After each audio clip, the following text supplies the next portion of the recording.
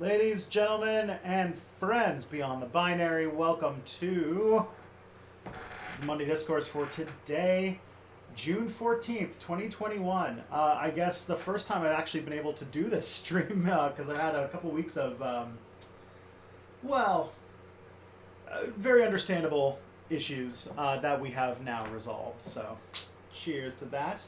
Well, at least, I hope we resolve. We'll find out in about an hour. Hi. I'm Tristan, the host of Step Back, and Tristan won't shut up, although I really don't post on that channel much anymore, so I should probably stop opening with that. Let's see. I go by he. Oh yeah, I stream 2 days a week on Mondays and Tuesdays. I do the Monday Discourse from noon till 2 Eastern, which is what you're watching right now. And then I do Step Back Tonight from 7 to 9 Eastern on Tuesdays. So those are my times you can find me. I go by he, him pronouns. You can find my work at stepbackhistory.com. Another thing I want to link to you guys is that, though it's a little neglected right now, I need to try and work through some, find a way to fit this into my workflow. But I have a stream channel, a stream clips channel. So if you want to see a recording of these streams after they're over, some shorts and stuff like that, just go to that link and subscribe. I have a few backlogged streams that I need to record stuff for, but yeah.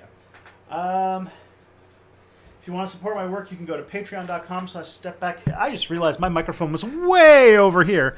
That should sound a lot better. If you want to support my work, you can go to stepbackhistory.com, or sorry, if you want to support my work, you can go to patreon.com/stepbackhistory and support my work for as little as 84 cents a month.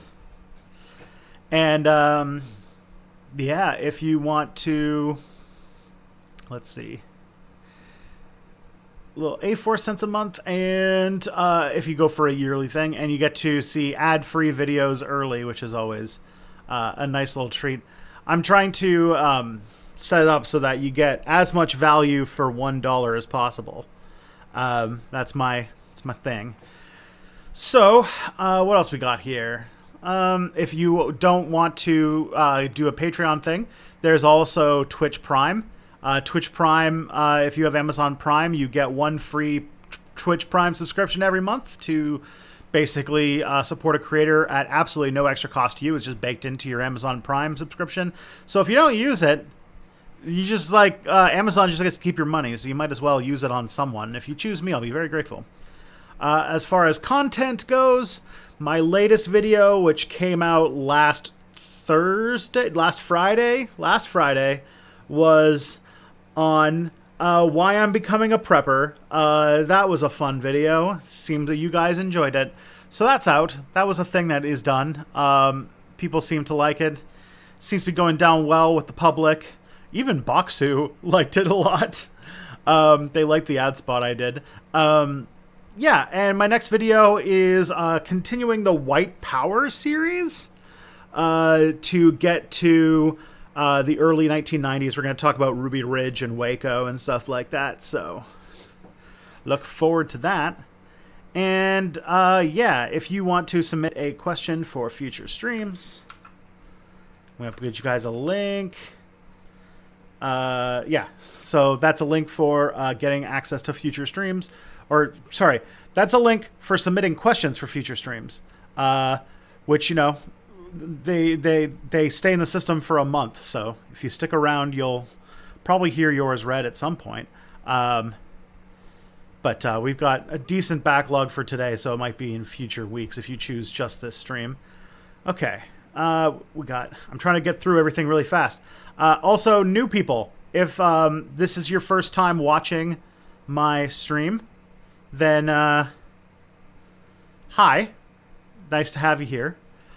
We have a really great chat community for both Twitch and YouTube, so please make yourself known, say hello, join the club. Okay, I think that's everything. So let's get our Aesir in here. Let's do this.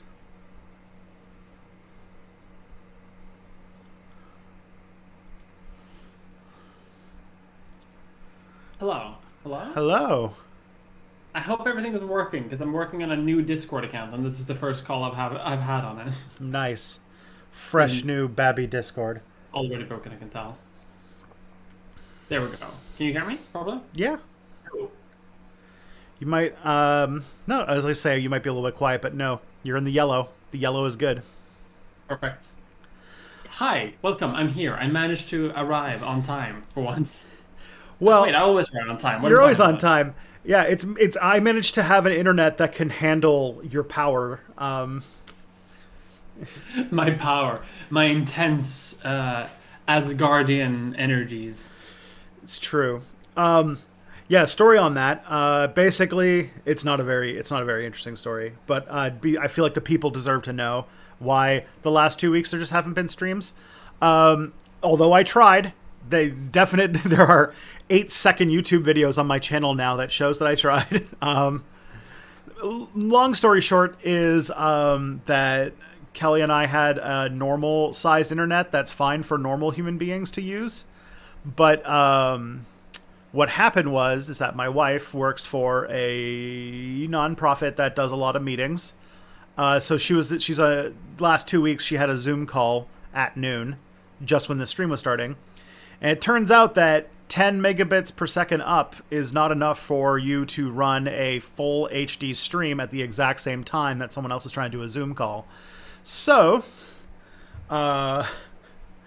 we realized that if because Kelly's not like there's no future of her going back to the office. This is a full remote job and always will be. So we were like, maybe, just maybe, we should invest in a better internet. So we decided to buy faster internet speed. So yeah, as was said in the chat, is it just I had slow internet and now I don't? Yes. Now you have good pipes. Yeah, I made the pipe bigger. The tube is bigger going into my house. That's how it works. Yeah. There's a big tube of internet that they flow in from Greenland, and now it's bigger, it's wider. Mm-hmm. Also, someone asked if we see Sam and James stream last night. Apparently, they mentioned our videos. I have no idea who they are. No, yeah, this is new. If drop a link. I love when people mention my name. Yeah, I'd be interested. Oh wait, yes, I did see. I made the video about prepper stuff, and I was watching one of Sam's videos, and I remembered that Sam, who is Black Goat, or no, what does it go by now? We're in Hell. Them! Oh, of course, yeah. Yeah, and so Sam and I are real life friends, and so I know that he made a prepper video, and he kind of like thought that preppers were a little like eh. So I thought, hey, I wonder what you think about this. And so I asked him that, and he's like, I'm going to look at it on the stream. Do you want to come on the stream with me? And at that time, because on Friday they opened up patio dining, I was fairly drunk at that point, and so I was like, I don't know if I should be on the internet like this. God bless. Yeah. No, but I know of them. They're good people. I haven't seen them there. I hope they liked our videos. If they didn't like my video, I'm gonna be heartbroken. Yeah, your latest on Elon Musk and Great Men and Dune. So it had all my favorite things in it. I made it specifically for you, actually. Oh, wow. Thank you. Finally, something for me. Unfortunately, I haven't gotten around to watching your video on Preppers yet, but I am aiming to see it. It was a fun video. Suffered a bit because it had very quick turnaround time, but I'm still happy with it. Yeah. I just remember like I do dumb stuff when it comes to YouTube, my YouTube watching habits, where like I recently watched a NerdSync video where he's like, all right, I'm gonna give you like 10 seconds, but go watch all of Amazon's Invincible and then come back and watch the rest of the video. And so I literally was like, all right. And then I watched the entire season of Invincible over a period of like 2 weeks. And the first thing I did after I was done, I was like, I can finally finish that video. The long cut. I know. But yeah. How have you been? It's been a bit. How have I been? That's a good question. I've been doing well. I've missed doing these streams, but I've been doing okay. Yeah, no, I've been fine. I've been researching my upcoming videos. I've been reading about like bone mineralization. which is Okay. like the most niche thing that I've ever probably researched in my entire fucking life. 'Cause Um, I'm doing a video on what's it called? Puberty Bones. blockers is what they're called. Puberty blockers. Uh, Okay. so Does and a puberty huge blockers part involve of fossilization? because sort no like because like, it's not that type of Are mineralization, but dinosaurs trans? Is the question. yes, exactly. Okay. Okay. No, so they it's more about like how like your bones get like minerals from food and stuff, and apparently puberty blockers make that harder. So I've been reading about like that, which is not typically my wheelhouse, but I've been doing that. I literally like 10 minutes before this stream, I also recorded a podcast episode for Leechfest on autism and neurodivergence in history. So that's what I've been doing. I've been keeping busy as shit. Yeah. How are you? How have you been doing? First, somebody in the chat said Transosaurus Rex, which I just wanted to make sure that is not missed. Based. But things are good. I have a secret project that I'm almost ready to take public. Next couple weeks, we'll see. But I'm very excited about it. I think you guys will like it quite a bit. And what else is going on? I made a video somehow. This was one of those videos, and I'm sure you've had one or two of these encounters where like you're like the time between when the start and end of the video was so compacted, like you were just working so hard on it, you're just like, oh shit, I made a video somehow. Like it's somehow, yeah. Yeah. So that's been that's taken over my life. I've been really redlining the engines for the last few weeks, but I feel good now. This week is my like reward. But besides that, I tried to divorce from Twitter for a few weeks, which was both a good and bad experience because Wait, what did you say? I tried to divorce Twitter for a couple weeks. That's probably the best way to do it, honestly, because Twitter is a hellscape website. It's true, and while I'm glad, like I came back because I ended up doing a few streams where I realized very quickly that I had no idea what was going on anymore. Like they were like, well, "How do you feel about this thing that happened?" And I was like, "A thing happened?" Like I missed out on the hire fans meme. I missed out. Oh yeah, that was shit. I almost missed out on the unpopular opinion meme. I missed out on that one. Is that the one where it's like the best thing you can do is Work on the weekends. work on weekends? Yeah, the best thing for young kids is to work on weekends, according to that. Yeah, so it's a whole thing. But yeah, we went. But yeah, and then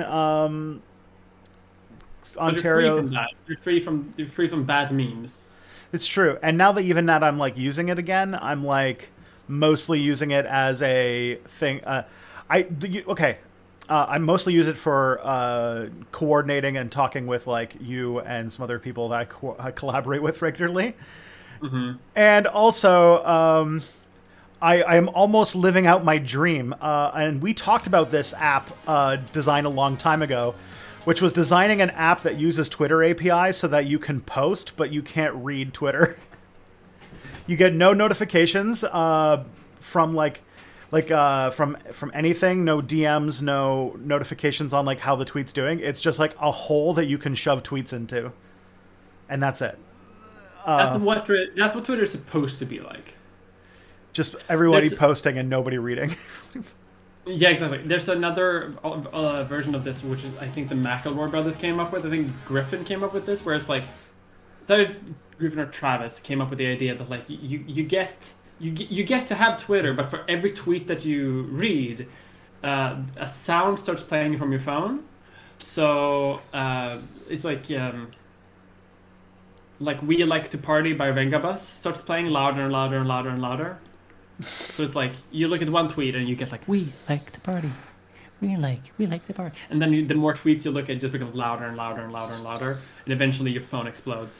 It's like From the noise. So you only get to watch like 4 or 5 tweets, and that's it. Yeah. So that's fun.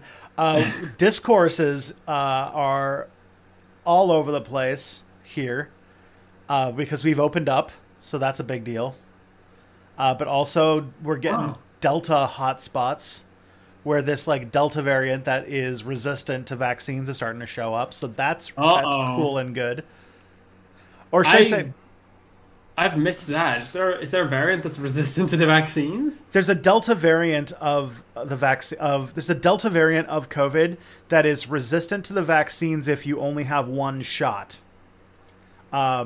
Like if you have only one Pfizer or one Moderna shot, you have like 30% immunity instead of like 80% for the regular one. So what's had to happen in Ontario is we're like trying to rapidly get people their second shots because we did this whole strategy based on everybody getting their first shot and then the second shot being like way later.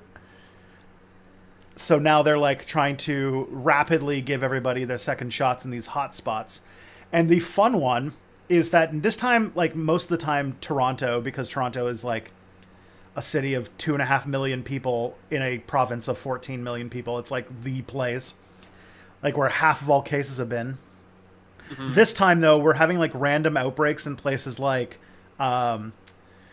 this is going to be the most Canadian thing you've heard. The Porcupine Public Health Unit has reported an outbreak, which is in a kind of rural part of Ontario surrounding Timmins, Ontario. Fun fact, it's the hometown of, I want to say, it's the hometown of either Avril Lavigne or Shania Twain. I can't remember which one. Timmins, I think it's Avril Lavigne's hometown. I don't remember, though. Oh, it's Shania Twain's hometown? Okay. So that's having a... That's a thing that's happening. And also, it's been, okay, so much shit. We've had so much internet. It's been 3 weeks where we haven't been able to like recap, so this never ends. Yeah. Canadian, like a whole bunch of like the horrors of the legacy of Canadian racism and both in the past and today have come forth. Where we've didn't they find like a mass grave at a school for like Native kids or something? Excuse me, Mia, you underestimate us. Mass graves. Oh no! It started with one, but now all the other former residential schools are like, maybe we should start digging around our locations, and they're finding. They found another 100 body mass grave in Manitoba, which is like on the other side of the country from the other one, and. So that's a thing.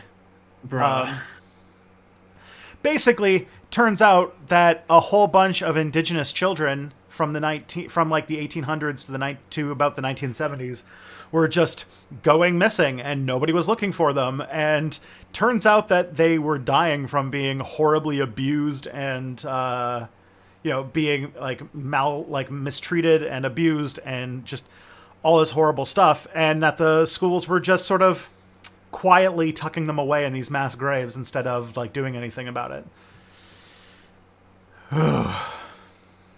That's more than I had heard, because I had heard about the mass grave. I didn't know that they kept finding them. It's Jesus a new thing. Christ.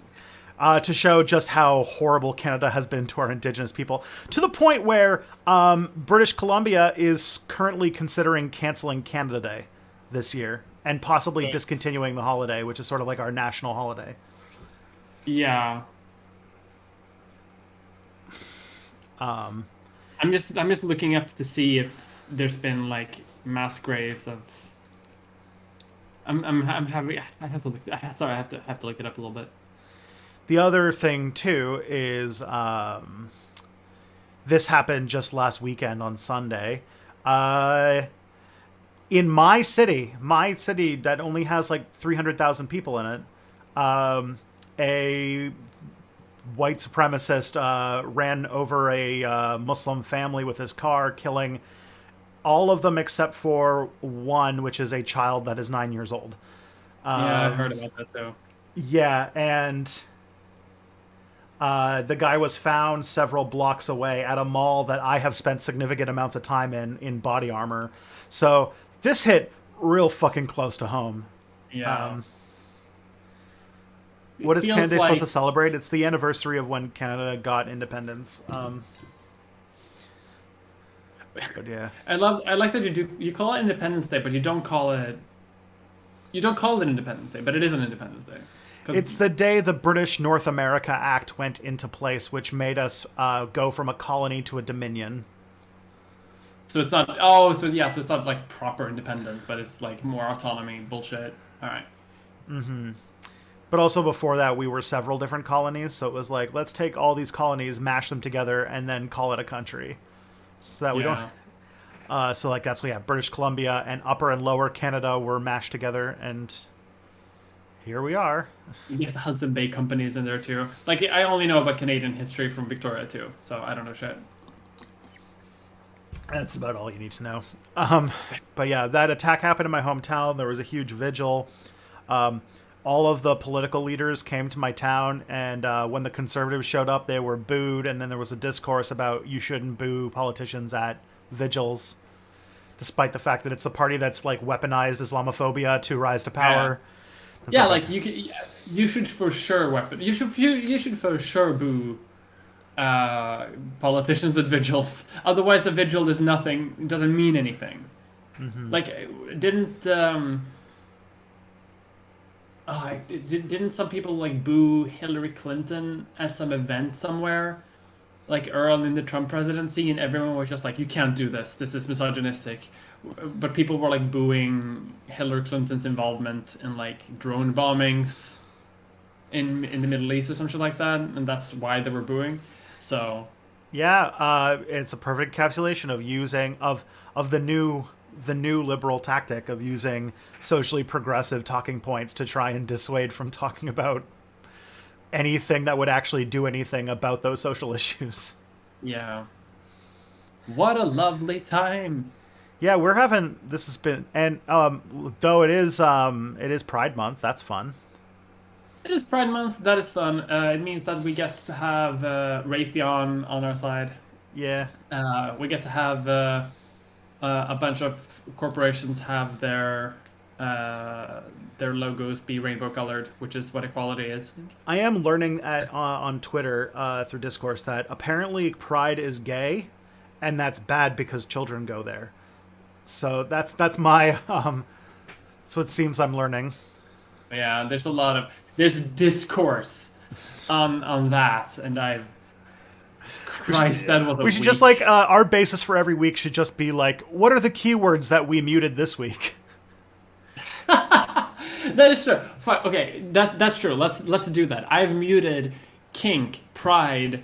I've muted debate, destiny, and I muted a bunch of other like names of people who do like debate streaming things. Some people who I do like also, by the way. I don't like Destiny, but I've muted some people that I also like because I have a limited amount of energy.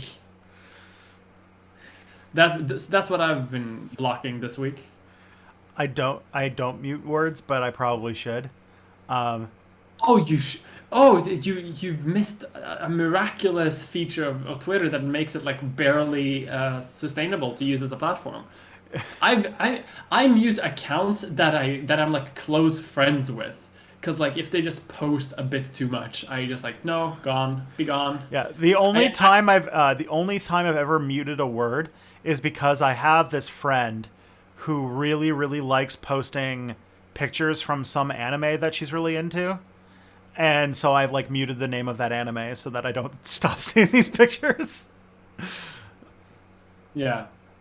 No, but like honestly, just once you start muting people, not blocking is a completely different thing. Once you start muting people and muting words like very liberally, because I do shit every day almost. I mute something or other. You start feeling like a sort of like a sovereign, like in a holding court, be like, this gesture does not entertain me, take them away. And then they're gone forever. You never have to think about them again. It's great. That's solid. It's solid advice. Maybe I should do that. Sounds good. It's like, what Sounds if I very good. miss? I'm still like thinking like it's 1990s internet, and I'm like, well, what if I miss something good? And it's like, there's enough internet, you'll find something else that's good. Yeah. Oh, did we talk? Speaking of that, did we? Oh no, it must have come out because our last stream was like 3 weeks ago, right? Our last stream was being excited about Victoria 3 being announced, Right, that was a while ago. and the ceasefire in Israel, and those are the two big things I can remember. Oh, Yeah. and yeah. 'Cause speaking of having enough internet, have you seen Bo Burnham's new special, which is Yes. very I watched it last weekend, and oh boy, oh boy. that is it's a lot. I there's like It is a lot. there's a good chunk where it's like he forgot to tell a joke, just kind of like filming a sort of progressive mental breakdown through the whole thing. Sometimes, we're both YouTubers. Sometimes you see like a friend make a YouTube video that's like very emotional, and you can see this like that is like very. This is less making a YouTube video for a public and more, and more just like I need to go to therapy, but this is the only way I know how to like, display emotions by making a video about it. Because I feel like that all the time. Like that's half of the videos I make, and I feel like that's the view I had while watching that special. Yeah, I do have a feeling that because it had such a big crew, because like Bo Burnham is known for being extraordinarily meticulous about every detail of his shows, Yeah. that it's most certainly crafted, and like all of it was like written, although it's written to look like he's not like not performing, because I feel like he's just like way too much of a perfectionist to let something like that raw go out if it was like really really real. And then also you see that there's like an army of people who are like editing and producing and like that kind of stuff in the background if you look at the end credits. But I think that it still reflects real feelings he had. Like, I'm not like trying to say that it's inauthentic. I think it was a very well crafted thing to look like a raw look into what his year's been like, and holy shit, man. Yeah. I hope he gets whatever help he needs. Yeah, me too. Like that's I watched it with a friend and we both said that like this person needs therapy. Still, good show. I haven't been able to stop humming the songs, so It's true. it's impossible to tell whether or not it's bad or not. I mean, thinking about getting everything all the time is pretty good. Yeah. Yeah, so that was... It's a good song, by the way. It is. Well, Welcome to the Internet is a fucking bop. Yeah, and then the other one, White Woman's Instagram, is very, like, that felt like a classic Bo Burnham song. So I was like, okay, there's a little bit of this in there. Yeah, like it definitely hit good. But then, yeah, then when it gets into this, like, it's not so much of a spoiler, but, like, half of the special is him progressively trying to end it and not being able to end it and having a different ending. And it just gets progressively more, like, unhinged and broken as time goes on. Yeah. Okay, crazy. I'm probably gonna rewatch that show after this stream, honestly.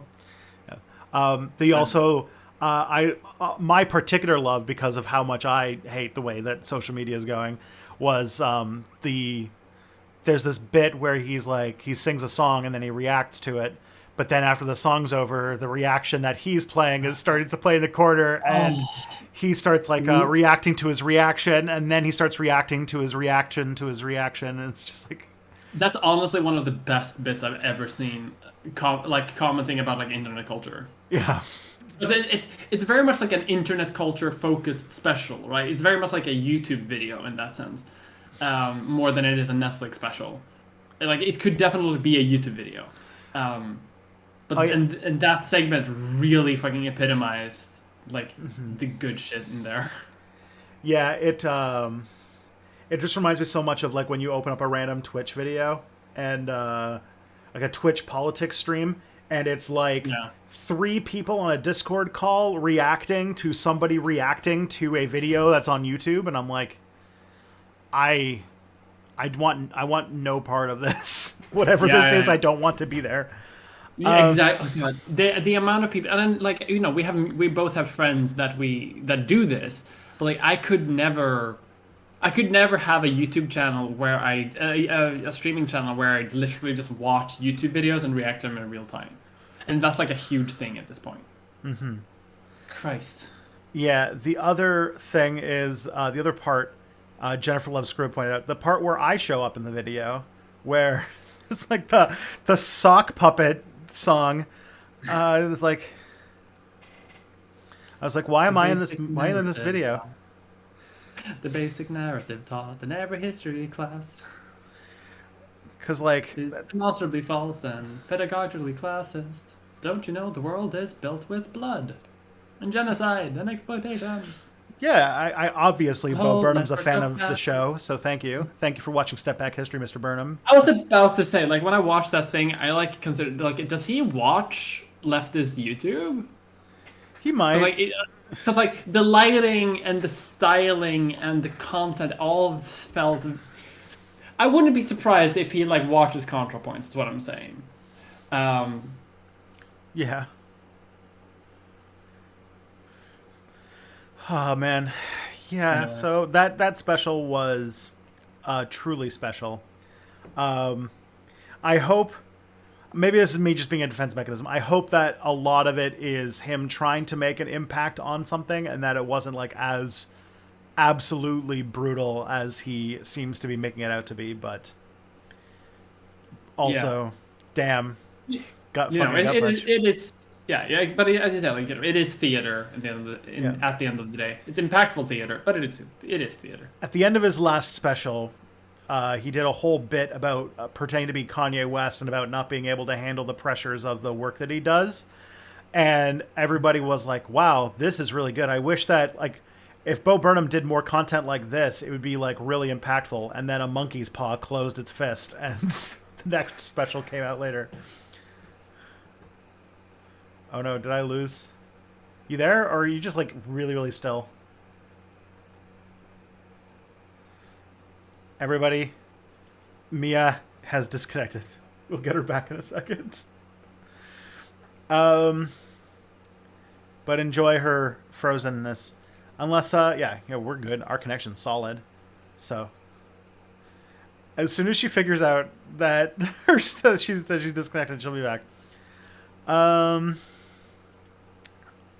F for frozen Mia, yeah. Oh. I think the FBI killed you're Martin back. Luther King.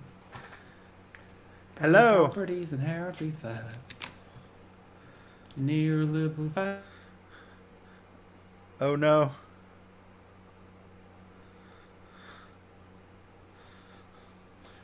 The FBI's onto us. They've erased Sweden.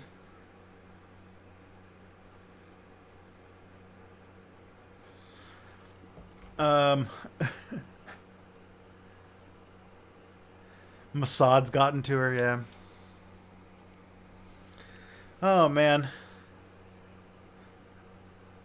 What's everyone in chat wondering about?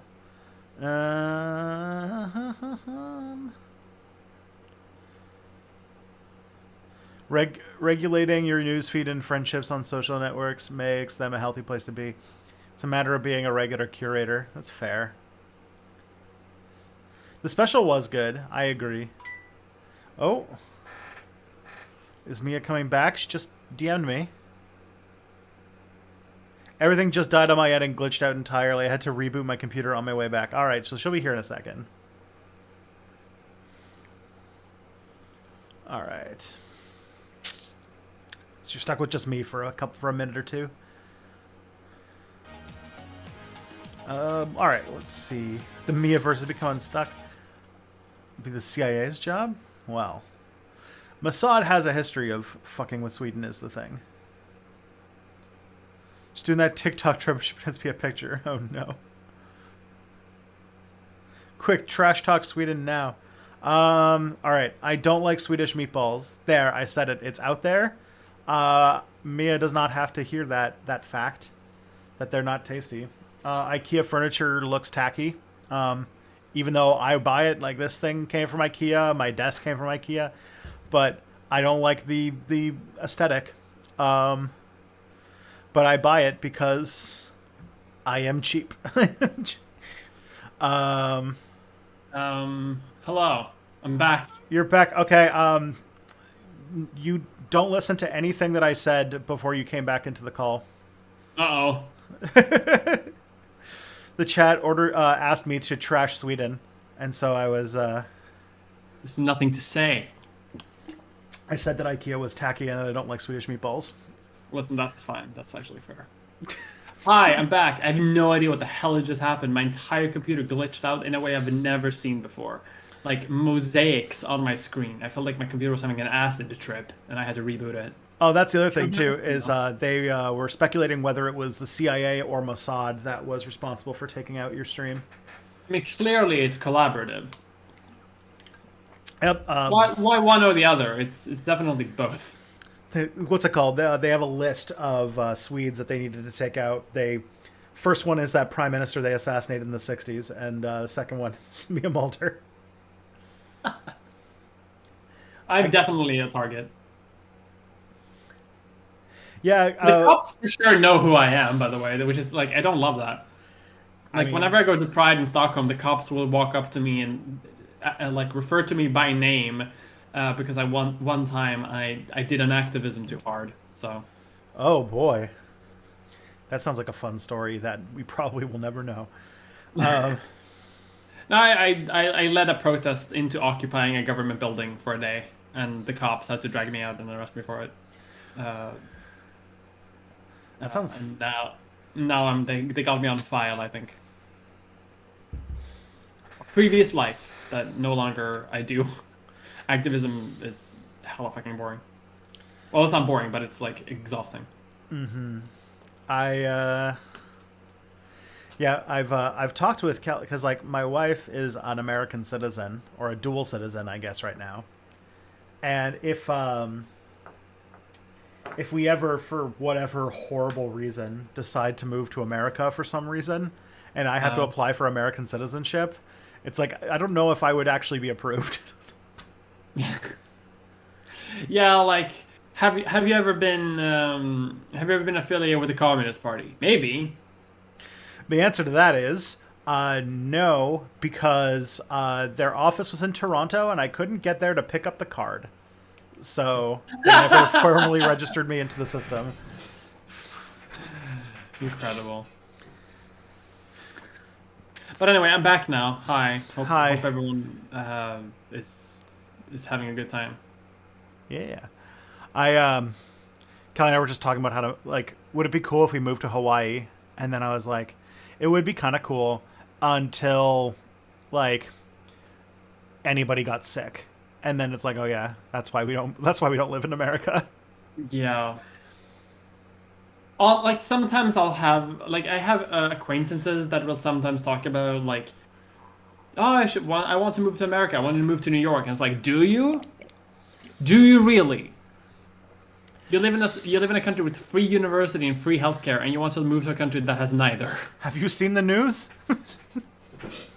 Like, you sure? Is Broadway worth it? No, it's not. You can go visit. Yeah, Hadestown will be there whenever you show up to see it. Exactly. Anyway.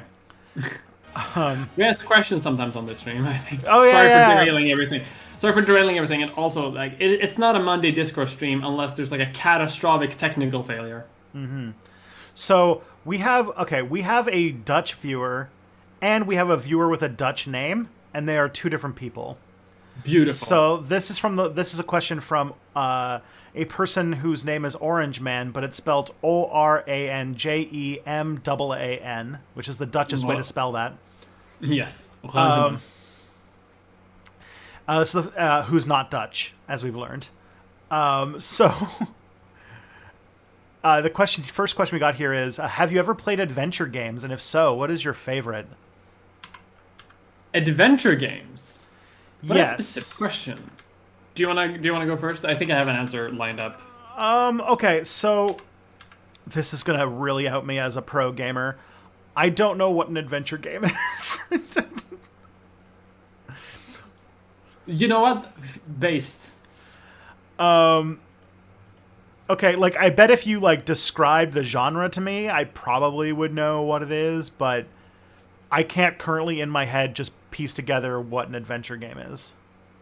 I think it's a sort of like it's a game that is a very like linear story. That is not like open world. It's not like adventure or anything. It's just like you're doing a story and you're playing through that one story. So like a lot of point and click games are adventure games, for example, and a lot of like um, yeah, like linear game experiences generally. Okay. Some people are pointing at Curse of Monkey Island, which is my answer, by the way. So I'll give you a couple things, which is one, I didn't know they made that genre of game anymore because the last ones I remember were like Putt Putt's Adventure, where you just these are the games where like you grab items and rub them on other items until a story happens. Yeah, Okay. yeah, they don't really make those games anymore, except for like niche indie developers. Okay. So I can't really answer this because I haven't like I think isn't Disco Elysium supposed to be a game like this? I guess kind of. Disco Elysium is more, I think, of like a open world detective role playing game. It's more role playing because you can like customize your character. And I think in a lot of adventure games, you don't really customize your character that much. Okay.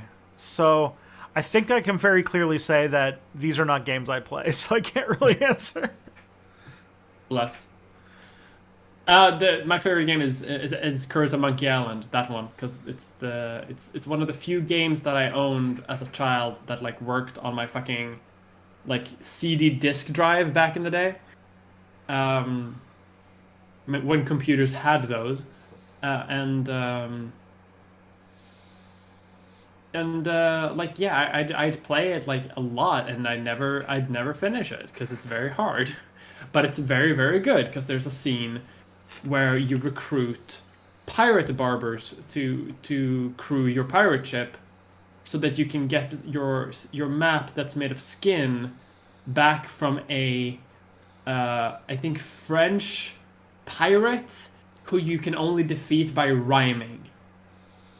I mean, this is well known in France about how you Yeah, and defeat pirates. exactly. And when you what's it called? When he initially takes your map made of human skin, um, instead of fighting back, your crew is looking at a whale, describing it in intimate detail, and then they sing a song about um, how good pirates they are, and you have to make them stop, and you cannot make them stop. That's a good song, by the way. Holy shit, I need to look that up again too.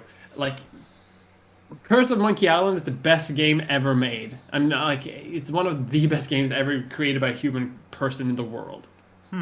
You do a guitar battle versus another pirate, and you defeat him by shooting his banjo. Okay. Like, I love this shit. It's so stupid. All right, I think I did play a game like this when I was like in 8th grade that I liked quite a bit, which was called Lego Island. I think it was called Lego Island.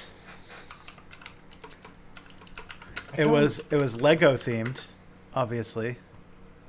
Lego Island hits like a deep memory in me for some reason. I don't remember. Came out in 1997. So it was when I was 9. So yeah, that. Lego Island was fun. It also reminds me kind of Virtual Springfield, which was like a weird Simpsons game they made. But that was just kind of like a thing where you went around Springfield and clicked on things, and they just had like a bunch of little Easter eggs related to like references to the show. A game that probably would do a lot better today than it did back in the time when it came out. But Yeah, that's about it. I can't really think too much because like Lego Island was like, yeah, it says it's a Lego themed action adventure game. I did it. I won. I did one. Solved. I got it. Obviously, this seems like it's a much older genre of game from a different era than today. Very much so. Like this is not really a modern game thing, unfortunately. Like I think Firewatch is probably one of the few games that have come close, and even that one like is also like very different from the classic games. I have not played that, but my wife has played that game and she liked it quite a bit. Mm. Is that the one? I'm trying to remember. There was one game that she had where I had to kill a polar bear for her. I think that was a different game though. Mm. All right. Oh yeah, I forgot. The other thing that happened in the last weeks was like all the UFO shit happened. Oh yeah, aliens are real. I guess maybe not. The government doesn't know. Yeah, I always get like right up to the point where I'm like, is it aliens? And then it's like, no, it can't possibly be aliens, right? Right? But what if? But what? What if so? Yeah, I've been freaking out about this for quite a while now because if it's not aliens, and it's been going on for like 60 years, what is it? I know. It's so weird. And it's not just conspiracy shit now, because now like the government is out being like, yeah, we see shit. It's out there. But we don't know what it is, because like the argument before was it's not actually there, right? The argument before is it's some easily explained away phenomenon that's like, because we can only capture with our fucking phones and stuff. We don't. It happens rarely and it's not clear. It could be anything. But now that the government is now talking about how it's they don't know what it is and that they see them frequently, what could it be? Also, a New York Times journalist pointed out that there was a concerted effort in the 60s, 70s, and 80s by the FBI to collaborate with the media to openly ridicule people who reported UFO stories in order to make so that people would take them less seriously. And it's just like my answer to this is about whether it's aliens is directly correlated to how much alcohol I've consumed. Because when I'm sober, I will like just vacillate constantly between like there's so many different explanations, and literally when you're talking about like Occam's razor and something like UFOs, like literally some ridiculous solutions make more sense than aliens. Yeah. But then also, I don't know, man, maybe it's aliens. Well, and if it is aliens, then our idea of physics and like the Fermi paradox and all sorts of stuff are just completely upended. But like, what fucks with me is like no one really like this was like fringe shit like a decade ago, and now we have like Obama saying shit like, yeah, it's out there and we don't know what it is. Yeah. At my most sober, I say that this is a hoax by the U.S. government to justify bigger military expenditure in a way that's got bipartisan support. Shit. Because both the Democrats and Republicans, it's like one of the one things that both Democrats and Republicans support is doing something about UFOs. Mm-hmm. And I wonder if like, it's very easy to just like forge some shit to say, hey, we saw a blurry Tic Tac in 2004, and these soldiers swear up and down that they don't know what it is. So you should probably pour $10 trillion into the military now. That's actually like, that's probably way more of an accurate answer. Like I much more believe that they will use that this is like in a way of like, to justify stopping denuclearization. I can't pronounce that word for shit. Mm-hmm. But you know what I mean. Like, we got to keep the nuclear weapons because of aliens. Yeah. And then the idea that it's just something that DARPA with its like unlimited black budget has made that even the military doesn't know about. You want to go real wacky? There's this whole thing I saw about how a Chinese quantum physicist who lived in America was investigating this way of making room temperature semiconductors that experience some form of anti-gravity response, but then like it hasn't been replicated and all this kind of stuff. Like, the typical, like, okay, she's a crank. Yeah. But then she left academia to start a business doing it, and in the late 90s just disappeared, and nobody knows where she went. The people who know her thinks that she went back to China. And then all of a sudden, these like weird, hyper fast drones are showing up in American airspace, and it's like, oh, curious. Yeah. It's like the idea of it being aliens, right, is silly until it isn't. Yeah. Like the idea that this person has been like snatched by Men in Black, for example, to do like anti-gravity science and shit, like, is ridiculous until it's not. The like, because I'm just thinking about like different sort of like massive discoveries in human history being like the idea that the Americas exist is a ridiculous idea. The idea that you could sail from Europe to India is a direct way. It's a ridiculous idea until it isn't. Yeah. But then, like, there will be like a very reasonable explanation as to why it isn't, but we just don't know about it yet. I fucking love aliens, and if I get to live to see aliens in my lifetime, fuck yes. Probably won't happen though. I'm sounding like a completely wild nutbag right now. I'm realizing. Yeah. Sorry about that. I mean, there's other things though, because I've been like following a few things on this.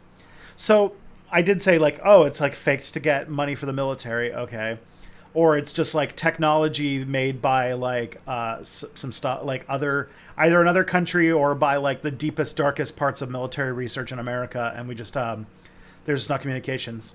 But here's the thing: faked footage would be reasonably easy to detect with modern technology. We have like artificial intelligences and stuff like that can start rooting out fakes. So if it is fake, we would be suspicious of it by now, or it would have just like happened.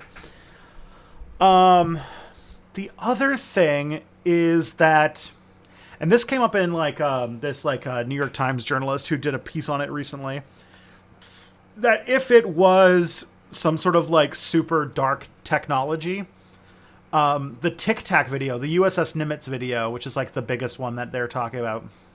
Yeah. Was made. Because apparently that was real somehow. Yeah. That happened in 2004. And to think that like that kind of technology existed in 2004 and in like 17 years hasn't made its way into more mainstream stuff, and we haven't seen like large uses of it since, kind of starts to move away that it's just some sort of like technology that was discovered and then abandoned later. So, yeah, and also like since it's America saying this shit, and America is like by far the biggest spender on military technology in the world, in world history. Since they're saying that they have no idea what it is, that's scaring me a little bit. Mm-hmm. Because like if anyone should know what the fuck it is, it should be them.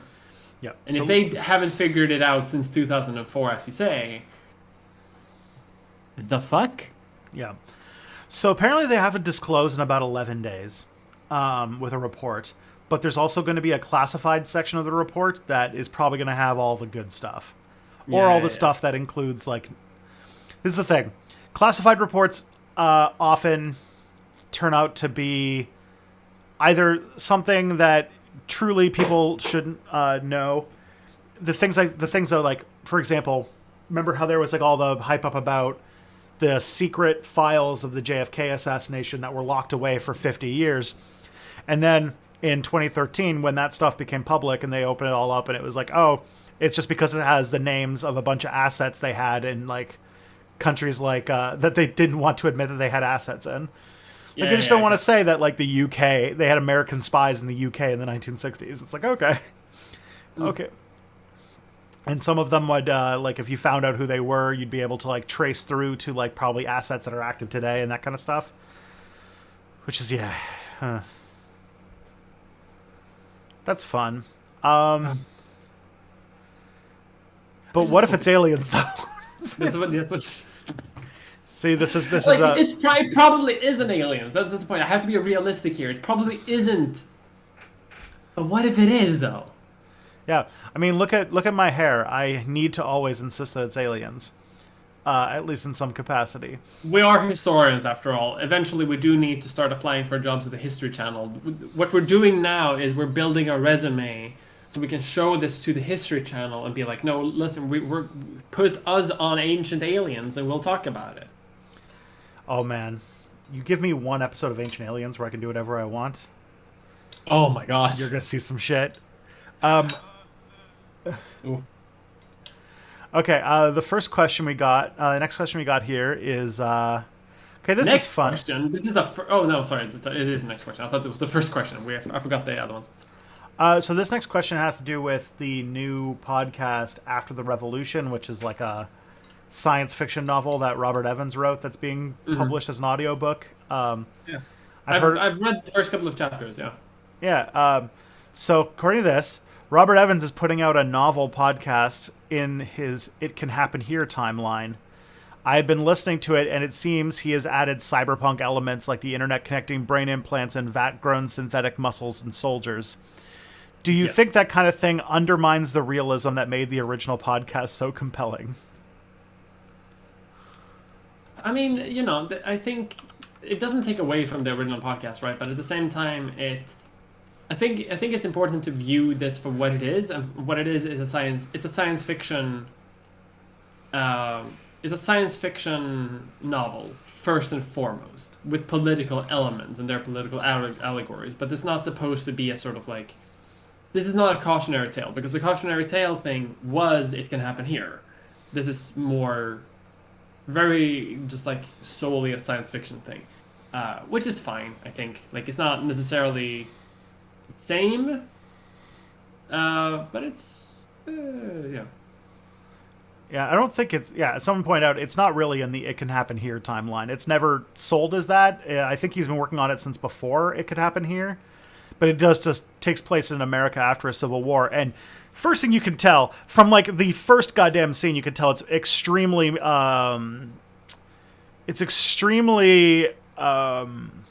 like, inspired by the time he's spent in Syria. Yeah. Oh, so much. Yeah. Like you can tell that like everything that this guy's doing is inspired by that. Yeah, you can tell that like he got some massive PTSD from being in Syria, and he has been working through that pretty much ever since. Yeah, so like the thing is like, yeah, I don't. It's science fiction, and also I think it's fun. I think it's fine in many ways. One, makes the story fun, and science fiction should be fun.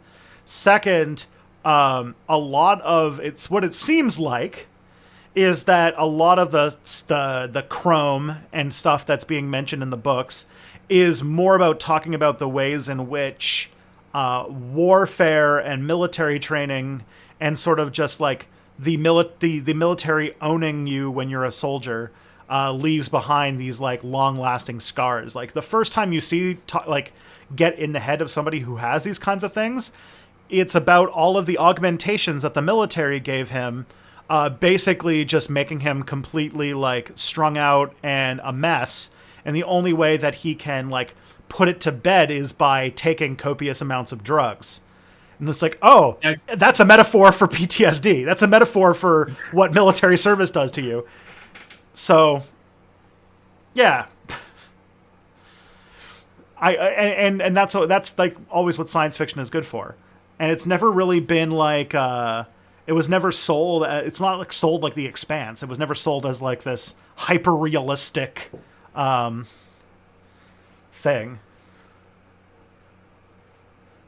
I don't know. It feels like it's really good. I've only listened to the first 2 chapters, but I'm very much enjoying it. Mm-hmm. I've listened to the first couple of episodes as they came out. I haven't listened to the most recent one, which was like 3 chapters in one or something. I haven't listened to that one, but it's really good. Yeah, I don't exactly know what's going on with that. Like they release like chapter 1 and 2, and then an episode that's chapter 1 and 2 together, and then it's like 3 and 4, and I'm wondering what's going on with that. But yeah, I'm thinking like maybe it's so that they have like more formats for people who want to listen in different ways, like an audiobook format and a podcast format are similar, but they're slightly different. Um, so I'm thinking maybe trying to like cover both bases in that area. Like publishing it as an audiobook and publishing it as a podcast at the same time. Yeah. Which I I'd pick one. I do love that Robert Evans is this is like his like third book that he has just given away for free. Yeah. His Brief History of Vice, and then The War on How does he Everyone. make money? How does he make money? Where does he have a Patreon? Is what's it called? I think he makes enough money through Bellingcat and through iHeartRadio that I think that it basically pays. Like They do have sponsors and shit, yeah. and already he's like gotten shit because like the brigade of people who are like, how can you make money and be leftist? Bad, go away. Bad. Because he mentioned that he has a 6-figure income, and it's like, oh, like he already is uncomfortable with how much money he's making, I think. Yeah, like, you know, but we do live in a society, and if you do good stuff with the money, I think it's fine.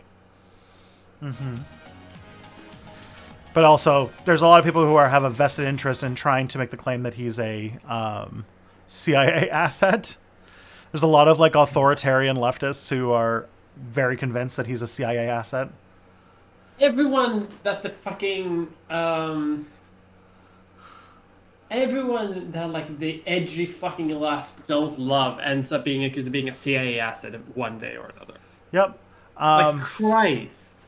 Yeah, someone showed me the meme of the guy sticking his stick into the bike and then getting knocked over and being like, "Why would the CIA do this to me?" Yeah, exactly. Like the CIA doesn't really have to. Yeah, I don't know. So the next question we got here is, how do grad schools in the U.S. and Canada compare to grad schools in Europe? What did you say? How do grad schools in the U.S. and Canada compare to grad schools in Europe? My guess is that where you are, a lot more people go to grad school because university doesn't cost money. Yeah, I'm just gonna have to look up what the grad school is because we don't really have a. Grad school is going to school after your bachelor's, so going for a master's degree or a PhD. Ah, all right. So this is already the first time where things are a little weird because in Canada and the U.S., going for a master's or a PhD is like, it's almost considered like extra. Like very few people progress past their bachelor's. Yeah, people here definitely do that more when it comes to like academic fields where you have to do more academic work or you will like not find a job. Like if you study history here, you basically need a master's, at least until you can get a job here somewhere. And I do think it's way more common actually because as you say, it is free. Like it is free and easy to do. I have an open invitation by my university to just start my restart my master's whenever I want to, because I quit my master's to focus to like recover from mental health. But I can really like come and go and take it as I want, which is very practical. I don't think that's the case in like America and Canada. Yeah, in America and Canada, it's still not free. And oftentimes what happens is it's not free, but they give you a job that part of the employment contract is voiding your tuition and such. So like when I was a grad student, you would like you for 4 years you're guaranteed income. You're guaranteed a teaching assistant job. And then they, as part of the employment contract, they void your tuition. Like it's part of what your compensation package basically. Yeah. But then after 4 years, that's no longer guaranteed. And so, and you have to start paying tuition again. And so we had this issue where like, our school's constantly trying to get people to finish their PhDs in 4 years. Yeah, which Which given that like a humanities PhD can take anywhere from 4 to 10 years, and but like in STEM, the thing is like our university basically doesn't want there to be any programs except for STEM programs. yeah. Need to make more engineers to make apps that we can make money from.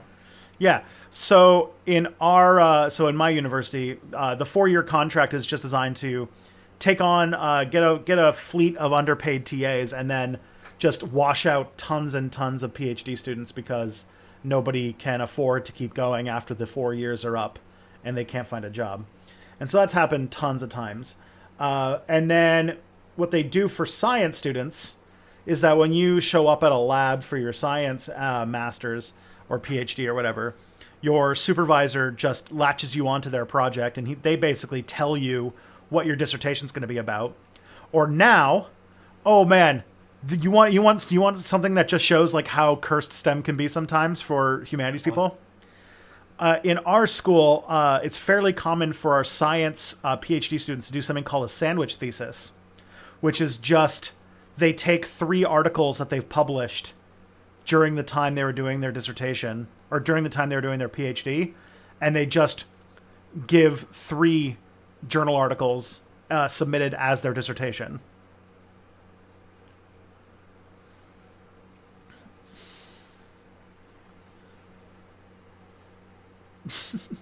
So they can get a PhD and they don't actually have to write a dissertation at all.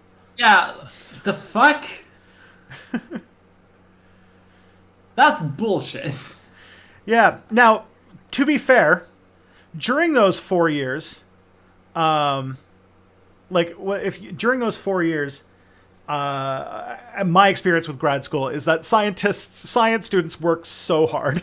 They work so much harder. They're like, yeah. What's it called? Like when I had a friend who had to not go home for Christmas because he had to make sure that he could take proper studies of his rats during a critical time of the experiment. Yeah. And like when I heard there's some like stuff that like the stuff that some of the biology and neuroscience people have to do on their mice is gross.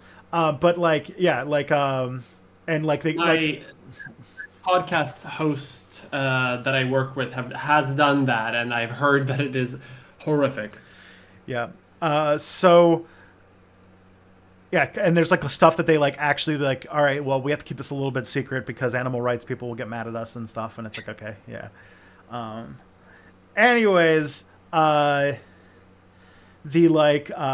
thing with so science people are like working all the time, while where all the humanities students are because they're in the bar. They're talking about like various interpretations that Marx have been doing, not studying, not writing. Yeah, but the fact is, at the end of a humanities PhD, you basically have to write a book, while in science they have to just kind of show a product of all the work they've been doing. Yeah. But you have to. But I prefer that though. Like I much prefer. I don't know. I feel like a thesis should be a thesis. Yeah. In my opinion, maybe I'm traditionalist in this matter, but I don't know. Now I did do 2 1-year non-thesis master's degrees. So my master's degrees didn't have a thesis. I did a 1-year program where we had to write something called a MRP or a master's research project, but it didn't have to go through a formal defense. Ooh, interesting. And yeah, I did 2 of those. They literally did, so. That seems a lot more like versatile than what we have here in Sweden. Because like from what I know, all you can do here is like you write a thesis and that's how you get the thing.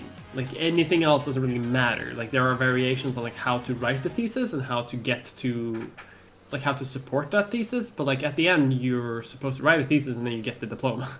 You don't have to take any classes or anything like that? Like, for my master's, you had to take a full year of, like, courses. No. You still have to take courses and shit for, like, 2 years at least. But they usually are supposed to be, like, in support of the thesis. And at the end, you still have to do. At the end, you still have to write the thesis. Yeah.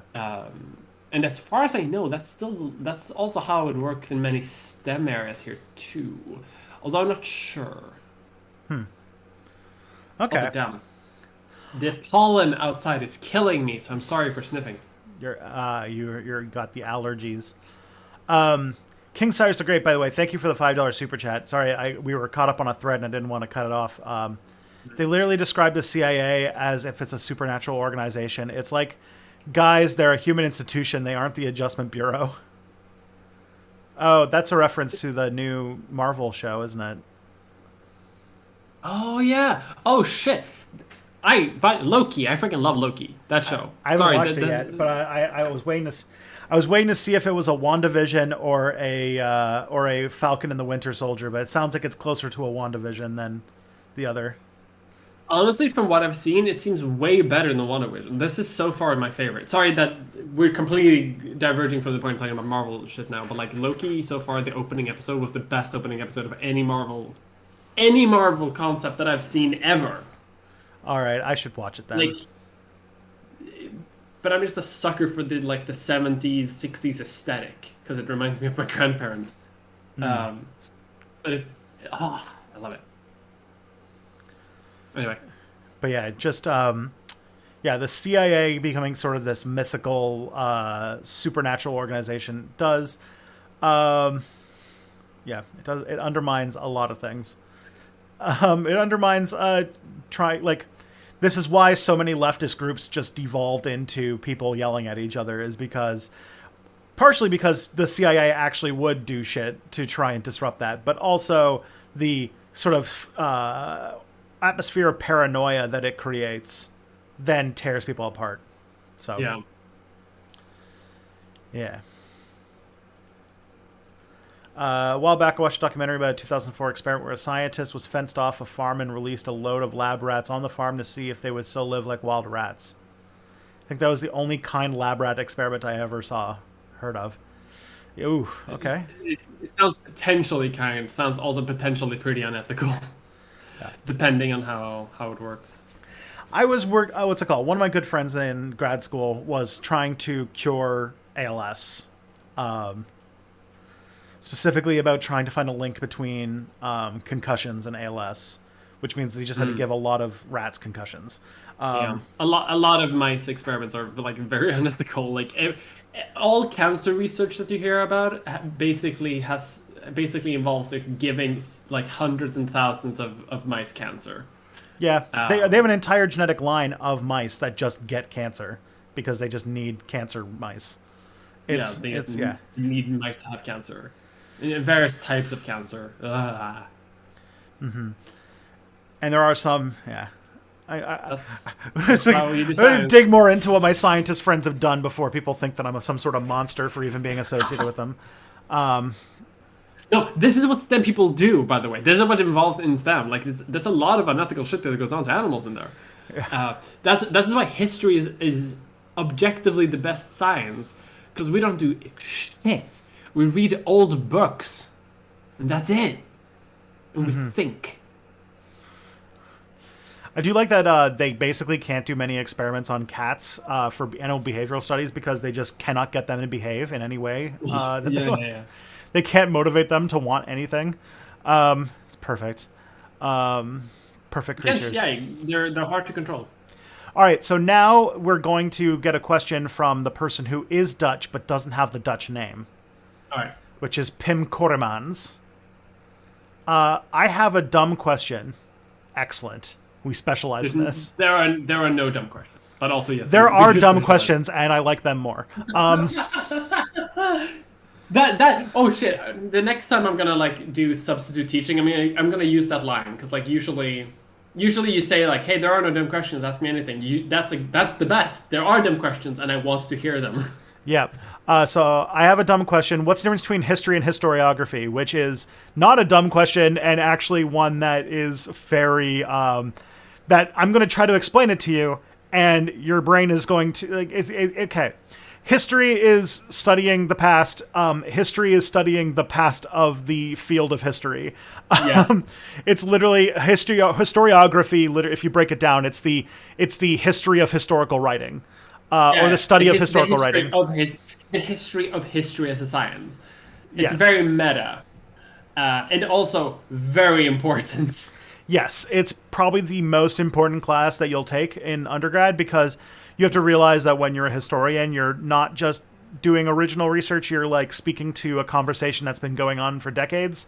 And you want to make sure why, if you read a book from the 1960s about American history, you're like, wait, why is there why is everyone talking about Freud and no class discussion here? And you have to know, like, well, it's because, there's the consensus school and all that kind of stuff. And so, like, yeah, you have to, like, kind of know that stuff.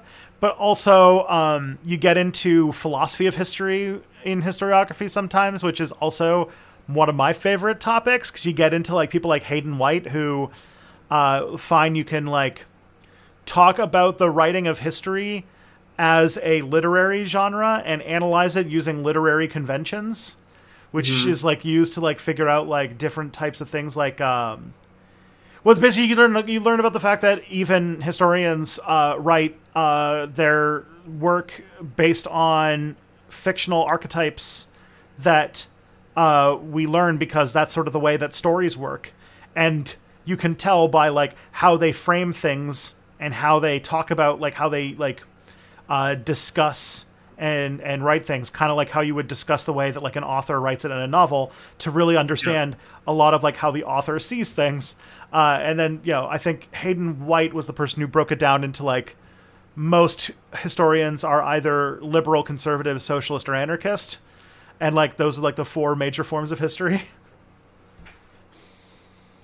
Yeah, exactly. In my video on Elon Musk, actually, I mentioned this, like, super briefly, where I talk about, like, the like, one aspect of historiography, which, like, the great man theory versus people's history, which it kind of goes into this in the sense of, like, right wingers will prefer great man history versus, like, socialists and anarchists will prefer people's history, but they are both, like, various philosophies of viewing historical writing, and seeing how that influences, like the way we talk about, like, say, Napoleon. Like, no one talked about Napoleon anymore, but, like, in the 1920s, everyone fucking talked about Napoleon.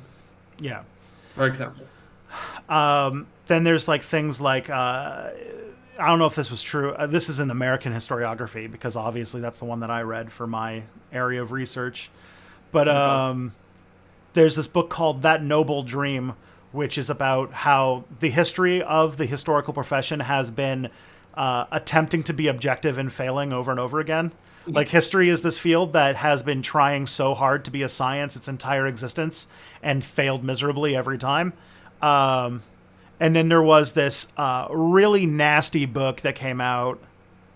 I don't know if this is, like, the thing is, like, I don't know if, like, this really big deal, if it was just, like, American history or history in general. There's this really big deal book called Time on the Cross, which was a objective scientific look at American slavery by studying just, like, the, like, reports and, like, the ledgers and things like that.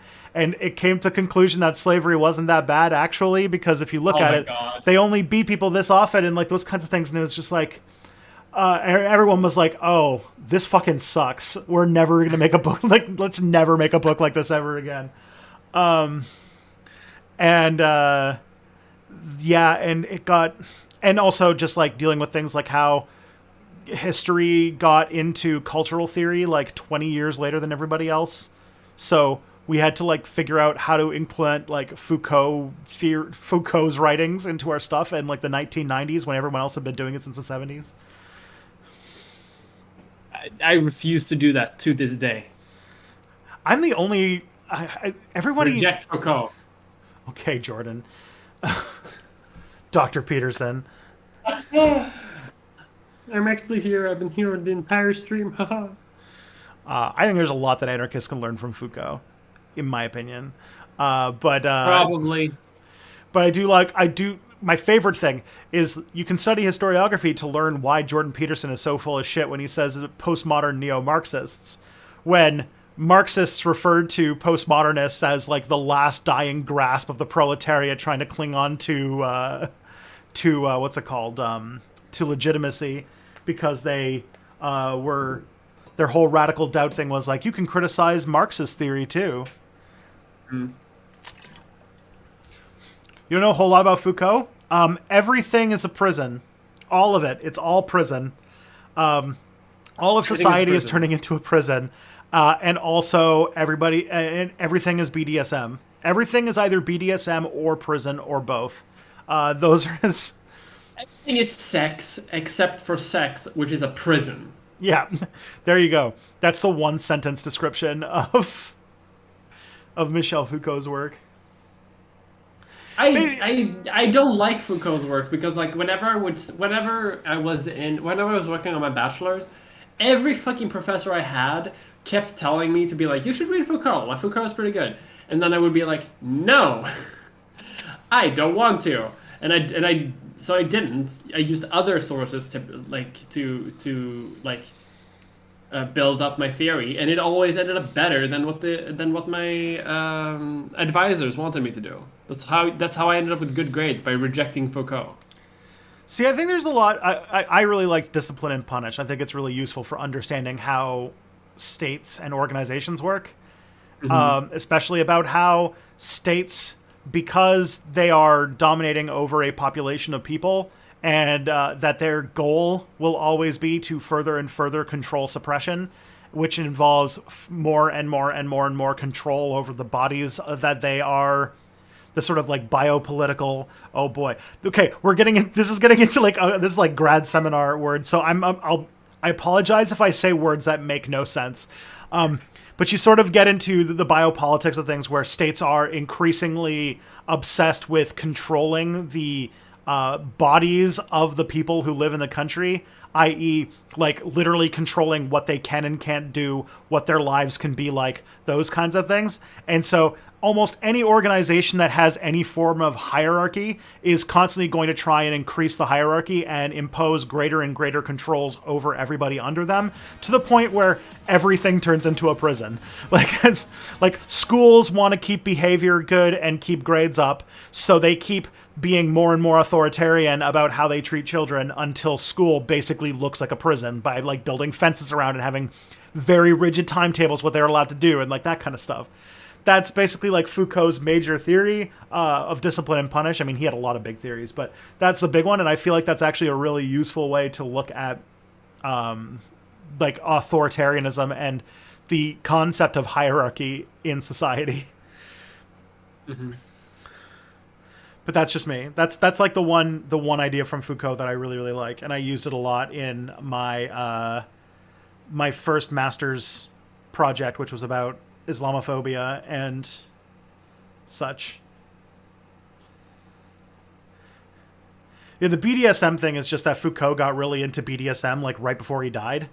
And yeah, like his history of sexuality is like because I did like a lot of like history of sex and gender like as part of my studies. So everyone wanted me to read that thing, which I have read, but he does kind of go off his knocker a little bit, talking about like how sex is truth that we keep hidden but bring to light, and everything like is BDSM in terms of discipline and. It seemed like he was on the verge of a real breakthrough when it came to BDSM, and then he just died. Then he died. So we would not have, we didn't get to see the true extent of Foucault horny posting. If Foucault had Twitter, do you have any idea what kind of wild shit we would have seen? He was the ultimate reply guy. He would, yes.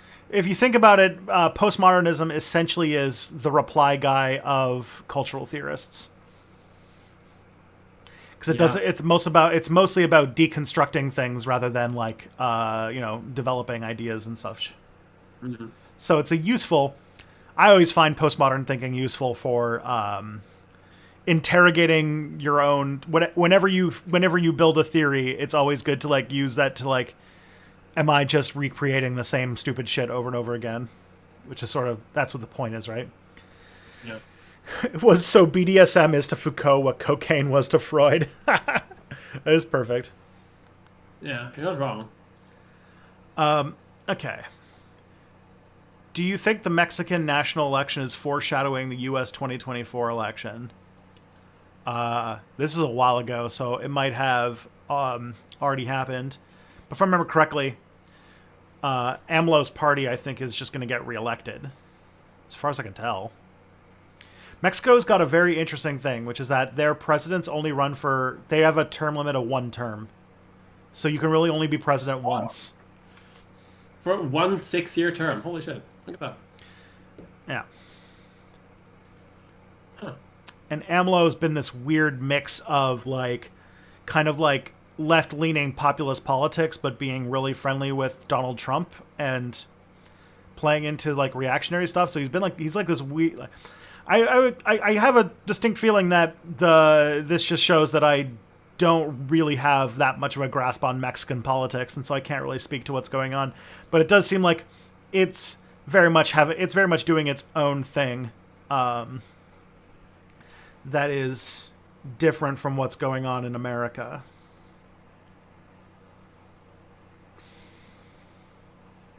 Yeah, I don't know enough about Mexico to be honest. Unfortunately. So I can't really say. But yes, President Lopez Obrador did have a pretty awful response to COVID. That is true. Yeah, I heard something about like Mexico like doubling its death toll figures not too long ago because of undercounting, like doubling, which is pretty bad. Yeah, Mexico is the behind the number 1 for deaths, America, but number 2 for deaths, Brazil, and I think 3 is India and 4 is Mexico. Which isn't great. No.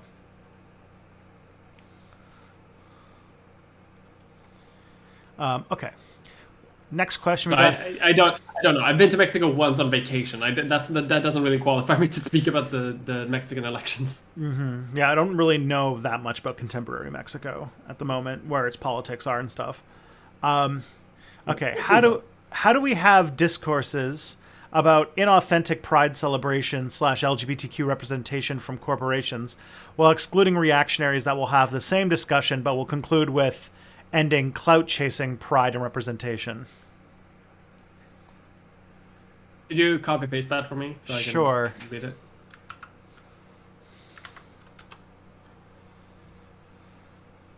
So, like, I think that the question is trying to be like, how do we talk about, like, how do we critique stuff about, like, LGBTQ representations and, like, you know, like pride brought to you by Raytheon, but not, like, just be feeding into, you know, reactionaries trying to undermine human rights of LGBTQ plus people.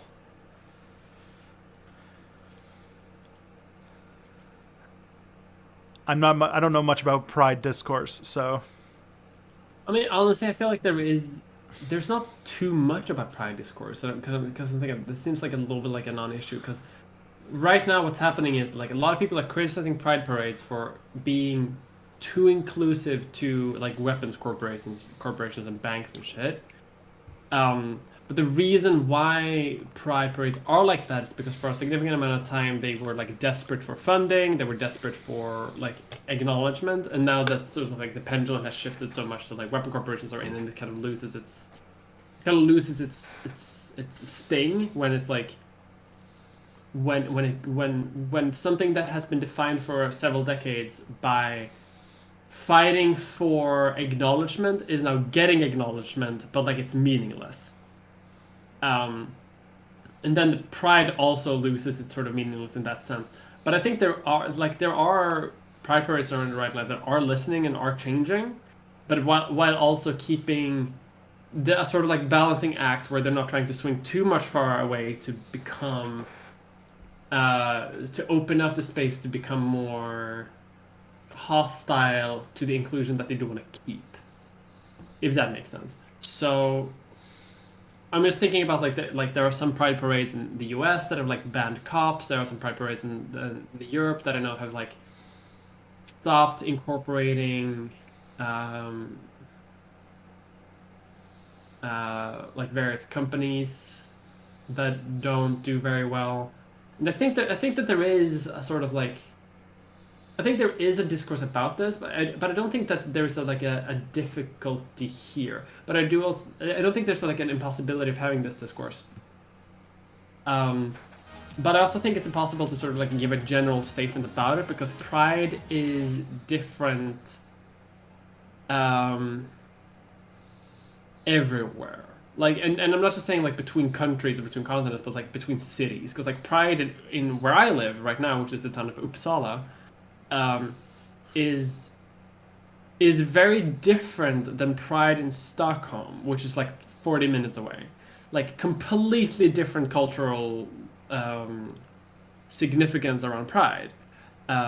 In here where I live, there was a major like break in the local pride community because of a schism about whether or not to include political parties or not, and that caused a whole thing that like evolved into something else. Whereas Stockholm Pride hasn't had that drama and hasn't had that discourse, so it's kind of hard to sort of like draw a general sort of pride discourse thing. Like in general, pride good, and then every city sort of has to deal with it themselves because like it's not the same everywhere. Like it's very different. Like Pim Corbin says, like the entire King at Pride discourse is a non-issue here. Like that's not the King at Pride discourse that happened on Twitter like a few weeks ago only exists on Twitter. It doesn't exist in real life. It doesn't exist on Stockholm Pride. It doesn't exist here. And thank God for that. But like it doesn't. Yeah. Like Twitter is not real life. Like Twitter discourse around Pride is one thing, but there is yeah. Makes sense. Toronto, my recollection of it in Toronto was always that there was the Pride Parade, which was like, the corporate friendly thing that we all expected. Mm-hmm. But then the day before Pride is like horny Pride, where it's just the gay village just turns into a party. And that's where I saw like, naked men selling weed, like that kind of stuff. All the stuff that the discourse people would be mad about. Yeah, exactly. And it's because it is so like multifaceted, and because it is so different everywhere, like it's impossible to have a sort of generalized consensus about how to do it. Mm-hmm. Okay, so the next. Anyway, it is Pride Month, and I'm fucking happy about it. Like I'm looking forward to Pride Stockholm. Hopefully, that's going to happen this year. Yeah, I don't even know what London does for Pride. I imagine it does something, but I don't know what. All right. Thank you, King Cyrus the Great, for a $10 super chat. Thank you. Thank you for letting the Jews go back to Jerusalem, by the way. Thank you for, because basically without that, there wouldn't have been Abrahamic religion. So in many ways, mutual thanks. Is that who King Cyrus the Great is? Yeah, I think so. Cyrus the Great. The Kink at Pride discourse I felt was an op because of how convenient it came through after they banned cops at Pride, and plus the NYPD is notorious for going after people that cross them.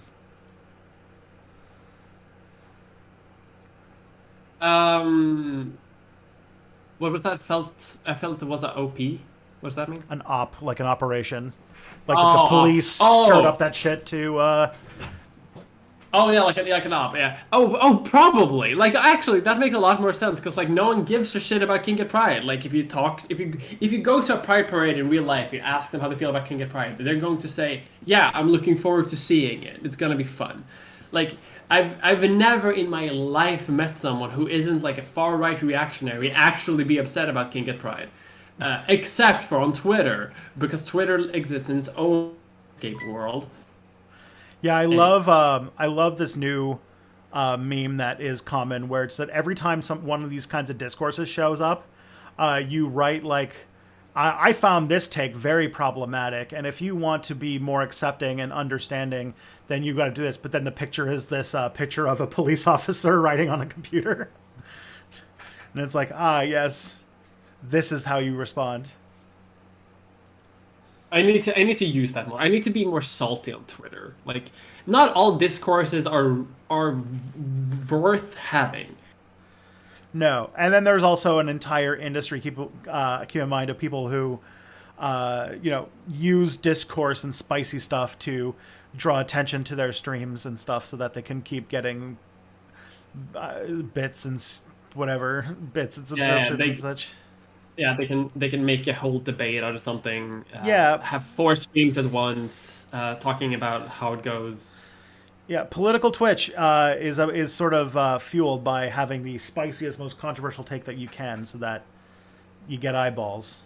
This is why I appreciate doing this stream with you, because the spiciest thing we ever get up to is talking about whether or not Victoria 3 is going to be good or not. Yeah, or we just get the audience mad while we agree with each other.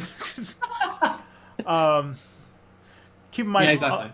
also, big thing, kind of like in our stream history too, is the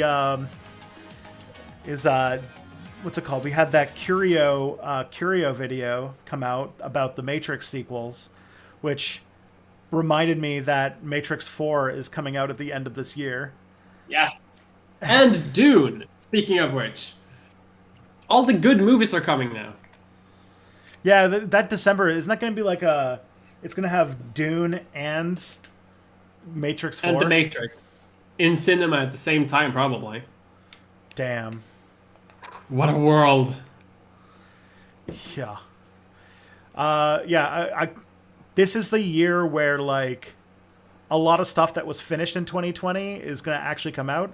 But it also, we're going to have to deal with the fact that a lot of the lost time to, like, develop and film stuff is going to be this year. So if you notice, like, I feel like this fall is going to be, like, there's not, like, this summer is not going to have a whole lot of big blockbuster movies, if you've noticed. Yeah.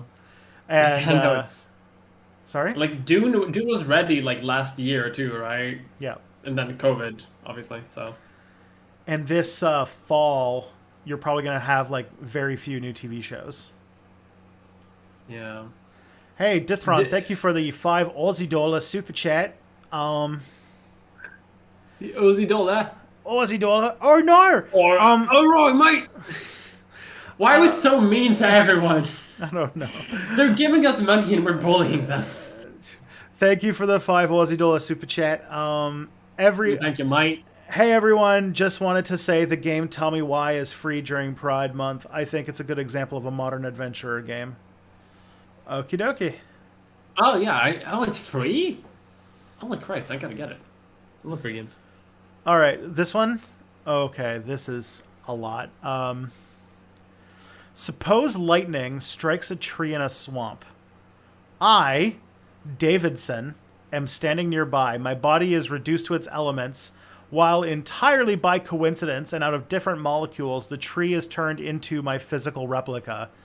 All right, I think we're getting a transporter paradox thing here. Yeah, it just sounds like, yeah. My replica, the swamp man, moves exactly as I did. According to its nature, it departs the swamp, encounters, and seems to recognize my friends and appears to return their greetings in English. It moves into my house and seems to write articles on radical interpretation.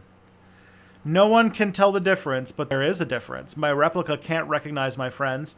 It can't recognize anything since it has never cognized anything in the first place. I can't know my friends' names, even though, of course, it seems to. I can't remember my house. I can't remember what I can't remember. I can't mean what I do by the word house. For example, since the sound house it makes has not learned a context that gives it the right meaning or anything at all. Indeed, I don't see how my replica can be said to mean anything but the sounds it makes, nor have any thoughts. This is like, I literally have no idea what this is, and it's not even a question. So I think we should just move on to the next thing. Can you send it to me? I just want to see this in all its glory, because this is this is a creepypasta. I have literally no clue what this is. I have no clue. I, Davidson, am standing nearby. I'm confused. Yep. This is a creepypasta about the swamp man. All right. The other day I watched a film set in the 1985, and there's a bit where some LGBT people want to hold a pro-union flag at Pride, and the organizers don't want to let them. Was that a thing yet in 1985? Asshats insisting Pride be non-political. Sorry, what did you say? So there's a movie from the 80s where a pride parade wants to hold a pro-union flag, and that there are organizers who are against it. And was making pride non-political a thing in 1985 yet? Oh, 100%. People wanted to make Pride unpolitical in the 70s. People have been wanting to make Pride unpolitical from the very start of it. Or at least like traditionally political outside of the what's it called?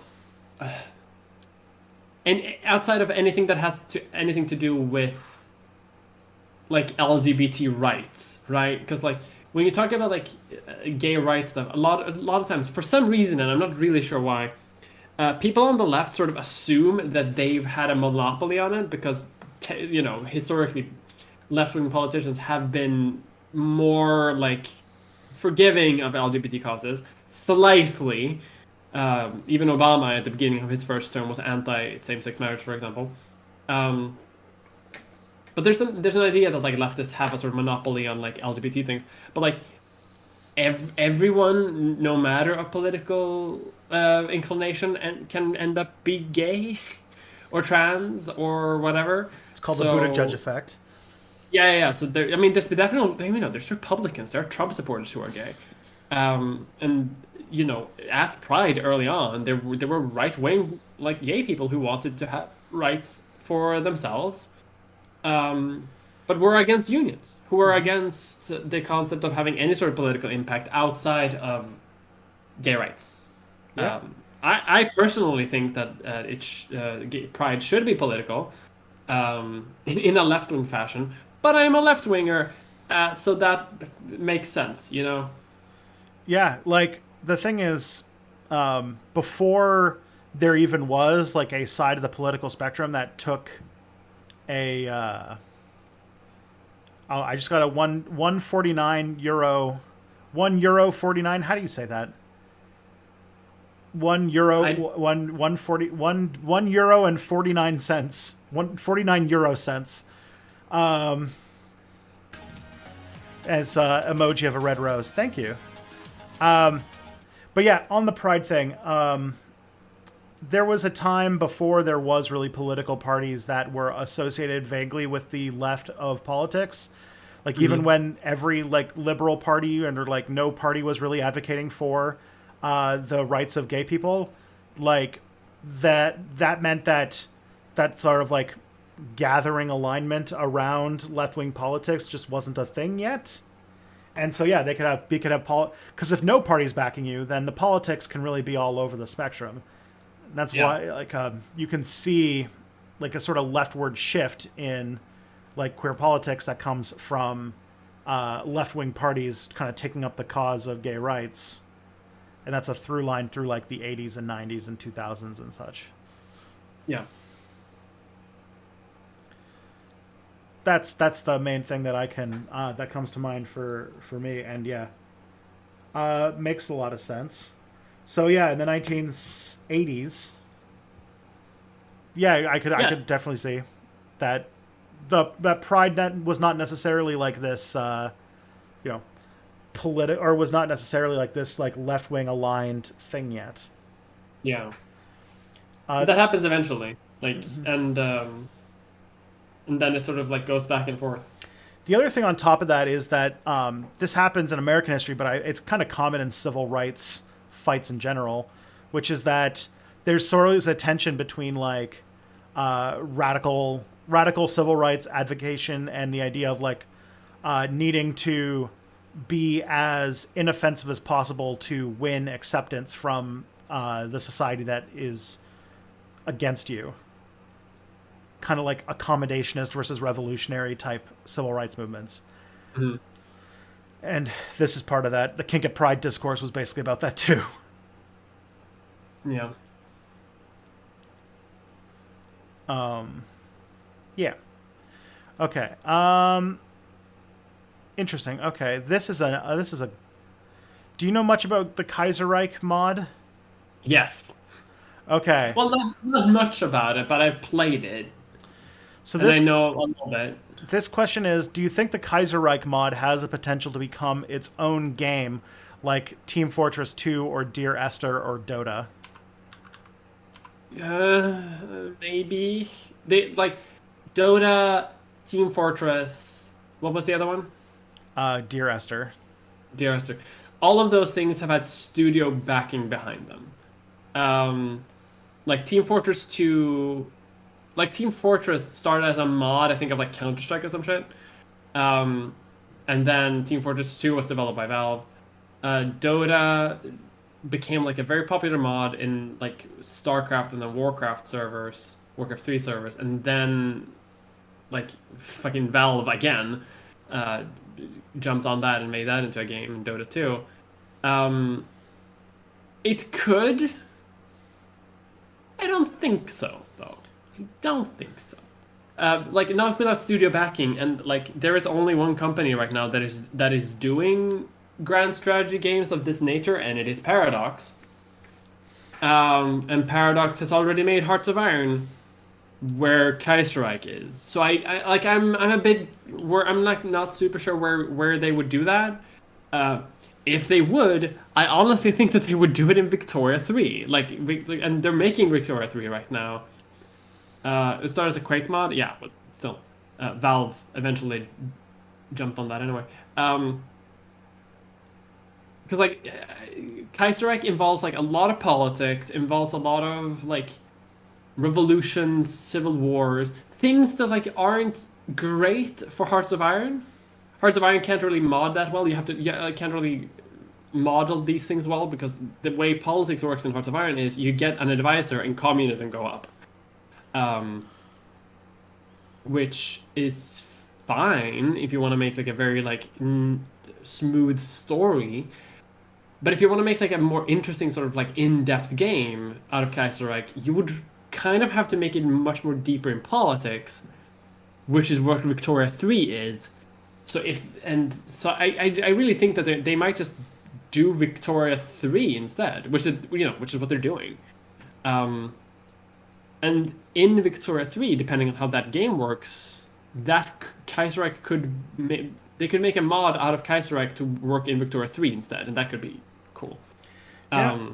I'd be curious about like, because like there's a lot of spicy politics in Kaiserreich that would a mainstream studio might have a harder time picking up because it is very much like Kaiserreich does feel very much like of a thing that you have to be like in deep in like Paradox brain to like see it happening and finding it interesting.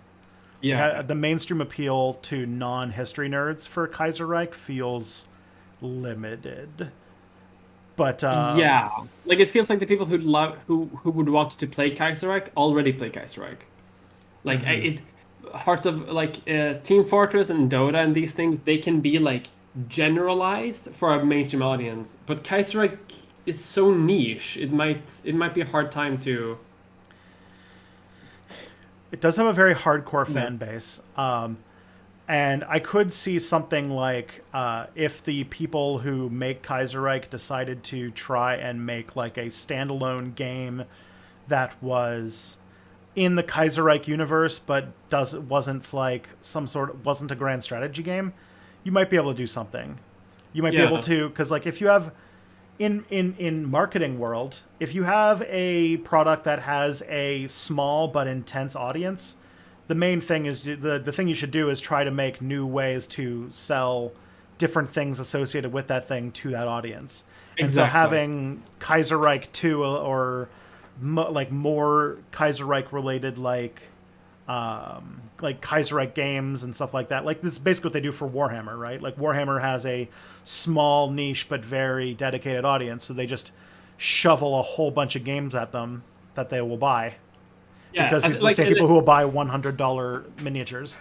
Yeah, like I think that's way more possible, right? Because as you say, aren't they making like a TV show or something funded by Patreon at this point? Like it's a huge thing at this point. Like it's this keeps growing with this Kaiserreich thing.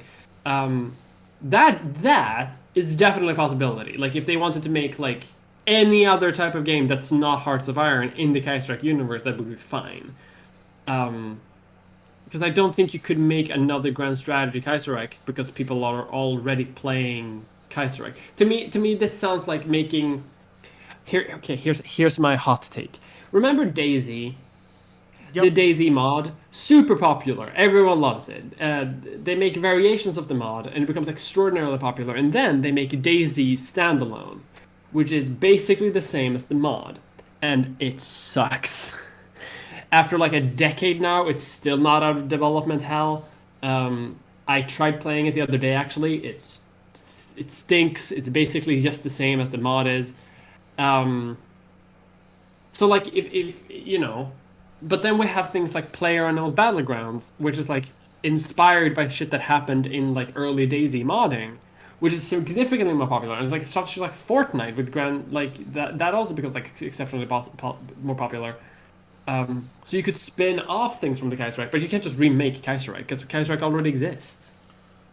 Honestly, if you want a good video essay series on this, you look at Soviet Womble's video essays on DayZ. Those are actually some of the best video essays I've seen in video games in like years. But He's the same guy who makes bullshittery videos and is very offensive occasionally, but he has a really good video essays on this specific topic. Yeah, I do think that the made like the way that someone's going to, like the way forward is not to make standalone Kaiserreich, but to like make. And I think it seems like that's the way they're going, like making some sort of show or writing novels or possibly making some sort of game that takes place in its universe but isn't a grand strategy game. Like that's the way to do it because you've definitely got an audience. Yeah. But it's not a thing with like a broad appeal, and so you Yeah. gotta like instead of trying to grow the audience by making it wide, making it deeper, and sort of making more other things to sort of build it. That would be my Exactly. strategy. You need to sell them new shit, not the same thing. Yeah. Although, yeah, the idea you made a very good point about how Kaiserreich would probably do better with Victoria 3's engine than like, because like Hearts of Iron is for the people who are like, do I want tank tread A or tank tread B? Well, like this one goes slightly faster in mud, so therefore I should do this one. It's like for like those kinds of people, and that. Yeah. But like Kaiserreich is about like alternate history politics and such. So like it would work better. And I think that the way that it just does that is by hardwiring in a whole bunch of events and stuff, right? Yeah. That's how it like it has to it has to force code a lot of shit, which for me ruins the point because I play alternate history games to like role play a little bit. And in Kaiserreich, I feel like the game is telling me what story it wants to tell, which is fine. If I want to hear that story, but I don't want to hear that story. I want to hear my own story. I want to make a story. But I can't. I don't really like playing Kaiserreich for that reason. Just because it just forces events on me that I have no control over, and I don't like that. It's kind of it feels like it's a good idea that's in the wrong genre. Yeah. And maybe like if they made a Kaiserreich game that was a different type of game instead of being like a Paradox Grand Strategy game, you might end up with some interesting parts. You might end up with Kaiserreich being something that like telling a more compelling story. In many ways, Yeah. it feels a lot like Warhammer in the sense that it has this compelling like backstory and lore, but then like Then the game itself is. yeah, like or just like I don't really know that much about 40K's like subs like side things like its novels and movies and stuff like that, but it feels like people like it's an interesting Wikipedia article and it has interesting stuff in it, but it doesn't have a whole lot of like outside of like a few real big hits. It doesn't have a whole lot of like big hit games or I don't like even the game that it's based on is a game that a lot of model collectors and model painters buy, but very few people actually pull out those like little measuring sticks and actually play the damn game. Yeah. But yeah, so Yeah, I do think that there's something there is definitely something interesting going on there. It's just it's in a weird place, and I feel like there are better directions to go. Okay, um, how long would feudalism have lasted if the feudal lords could send drones to drop bombs on independent merchant cities? I ask myself whenever Marxists say, "Well, capitalism will end at some point, just like feudalism did."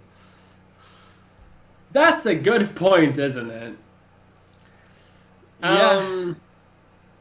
Well, to drop on merchant cities, that's true. Like the reason why feudalism ended was because it was like less. It's less because they were forced to, but more because it became more productive. It became more profitable for feudal lords to like adapt themselves out of it, if that makes sense. Like if you have, let's say you have two kingdoms, for example, like one is feudal, both are feudal, for example, but one has access to drone weapons to protect the feudal system, and one doesn't, right?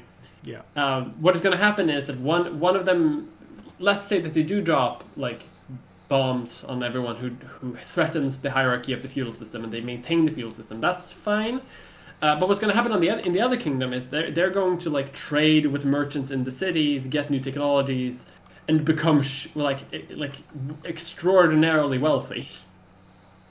And as part of that, they have to implement certain reforms to make sure that merchants can make more money, so that they can make more money. At which point, like people move around better, infrastructure improves, etc., etc., etc., etc. Like it's not like it made sense for feudalism to end for everyone, especially from the point of view of the people in charge. Yeah. And Yeah. that so I think capitalism will end, but only when it makes sense for the people who are in power for it to end. Like when the people who are in charge can make money from it ending, then it will end. Which that might never happen, because that seems like a bit of an oxymoron.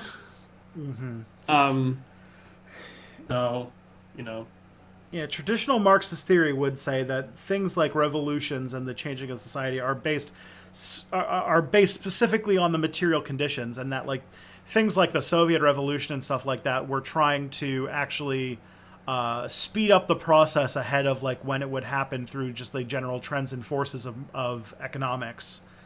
That was sort of the thing. But I do think that there are changes to our material conditions that could result in capitalism being undermined in very interesting ways that I don't know how we'd move forward with. Things that come to mind are like if 3D printing comes to some form of high watermark where things are going to be extremely easy to make without that much expensive materials, that breaks down a lot of like our economics that's based on like factories and logistics and things. Other things that come to mind are the mass automation of labor. Like capitalism will not make sense in the way that it does now in a situation where we have a significant, if not like vast majority of the population that can't do any labor that is more valuable than just machines doing it for us. yeah. And so like these are like major trends and forces going on in the economy that will sort of short circuit the logic of capitalism. And while I don't know what will come out the other side of that, something will have to come out through the other side of it, because like the base assumptions of capitalism will be sort of broken. But I don't. But when that is and what it looks like is complex. And also, while our superstructural systems sort of try to keep the current relation of the means production in place, what that means is that we'll move past the point where capitalism makes any sense for the way that our economy functions, but they will cling to it anyway. And that's when you'll end up with like stopgap measures like trying to do basic income, or the sort of situation right now where we're fighting automation because we're fighting a more efficient economy because it would result in people losing jobs. And so this all gets very complex.